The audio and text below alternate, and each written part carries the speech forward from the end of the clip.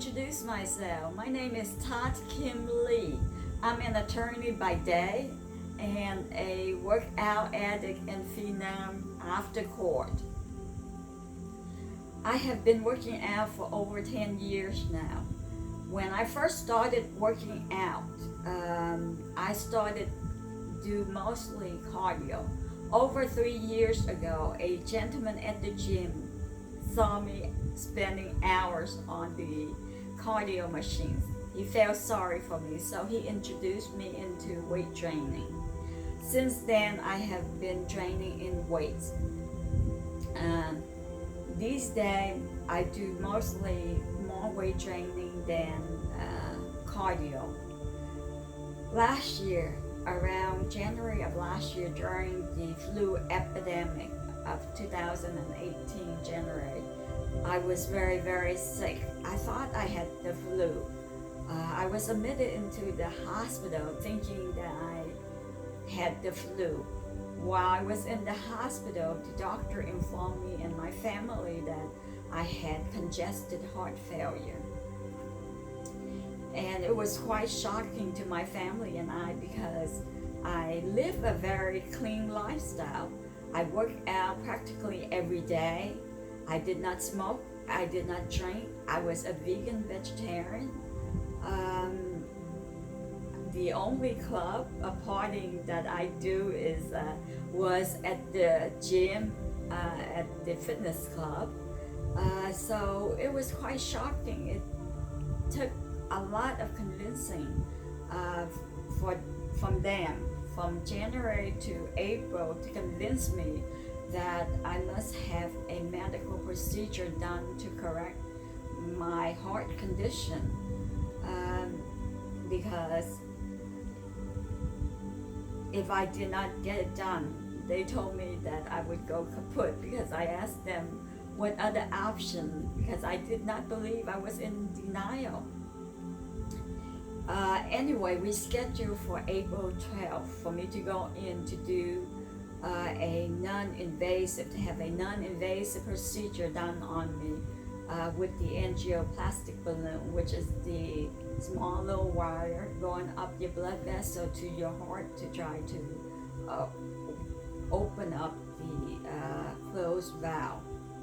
And that's what we did, but the procedure failed. The first balloon they sent up, it did not do anything. The second balloon went in, just barely nudged it, kind of cracked it open. And then the third balloon went up.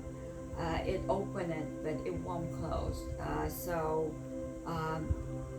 my heart went into cardiac arrest.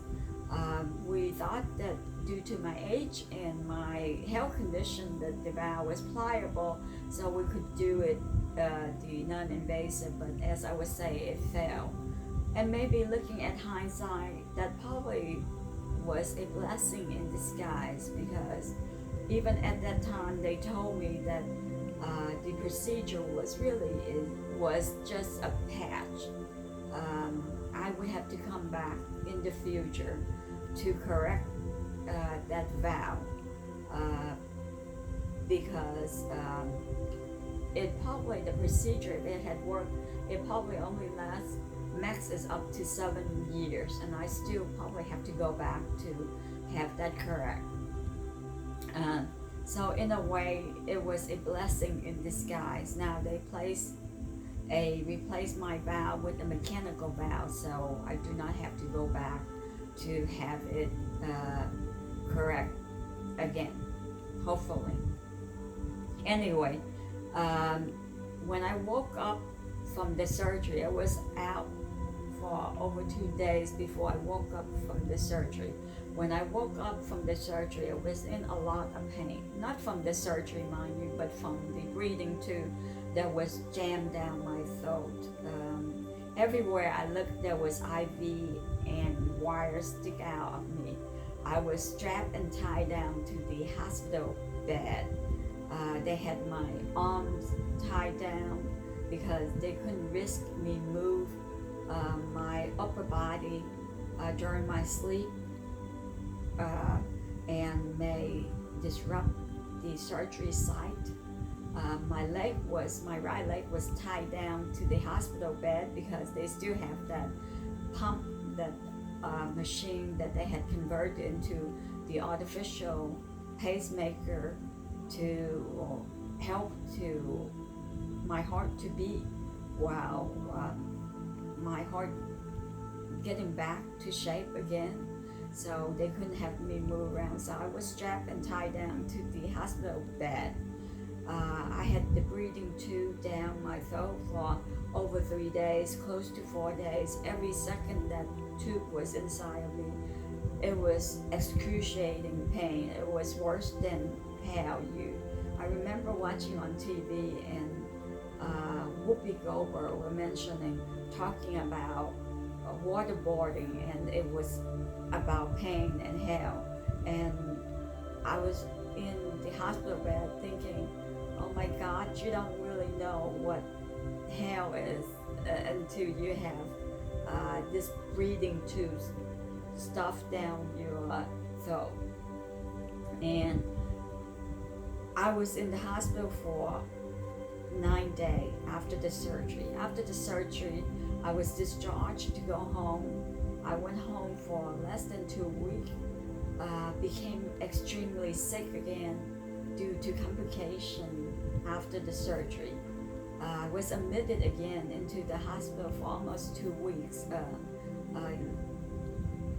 I think about 12 or 13 days before I was discharged out from the hospital again, due to fluid buildup in my lung and around my heart sac.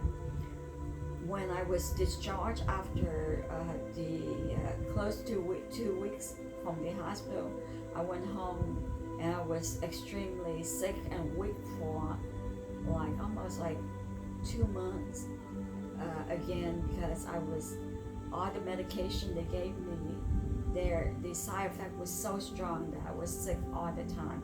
I was sick and was very, very weak. I had to have a caregiver to take care of me because the doctor informed me and my family that I could not be alone by myself, because I could not risk having an injury or fall. It would create a great deal of complication if I was to fall or injure myself. So I was very sick and weak. I took off all year last year just to recuperate from the surgery. I did not get back into the gym until September of last year, after I'd been so sick and in the house so long that I couldn't stand it. So I was able to talk my family into taking me to the gym so that I could start walking around, and that's what I did. Around at the end of March of this year and beginning of April, I ran into a very good friend of mine. Her name is Carla, Sweet Carla, talked me into creating this video. She encouraged me to record my workout session, because she said, Todd, who would have thought that you had open heart surgery last year? That, when I was talking to her, that was in March, at the end of March, so that's not even a year since my surgery. And so she said, it had not even been a year, and look at you. So she said, you should create or record your workout and upload on YouTube as an encouragement for other people who had been through what you had been through, that they can get back. It doesn't matter where they are, they could get better. And so due to Carla encouragement, and since then I spoke with quite a lot of my friends, which I'm very blessed to have very good friends and family members who encouraged me that I should do this. So I'm doing this to show to people and to encourage you that it doesn't matter where you are, what your health condition right now is, you can get better. Trust me, I am the testimony of that you can get better, okay? So I want you to join me on this journey. on this journey to become healthier, to become more fit, to get into the best shape of our life, to become stronger, and to become happier.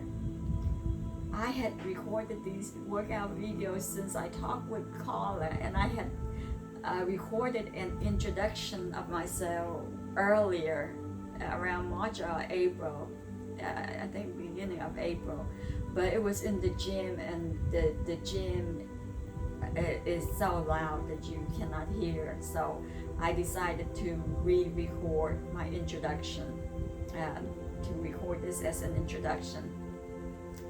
And also since then I had recorded quite a lot of workout sessions, but I had not uploaded yet, and I'm gonna upload it now, because it takes some time for me to figure out what's the camera angle and all the things that need to go into to make it understandable for people to watch.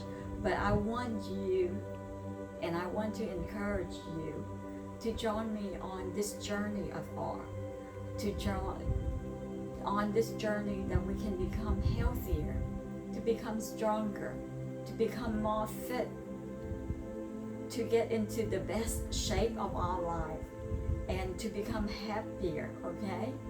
I'm telling you, you can do it. I remember I was so sick, thinking that I would never be able to get back into shape.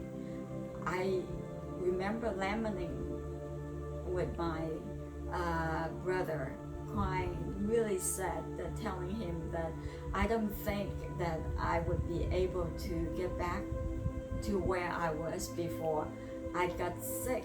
And I had a picture of myself in my two-piece bikini, saying that I don't think I would be able to get back into that shape ever again. But he encouraged me. He said, you can, and knowing you can, and you will be better.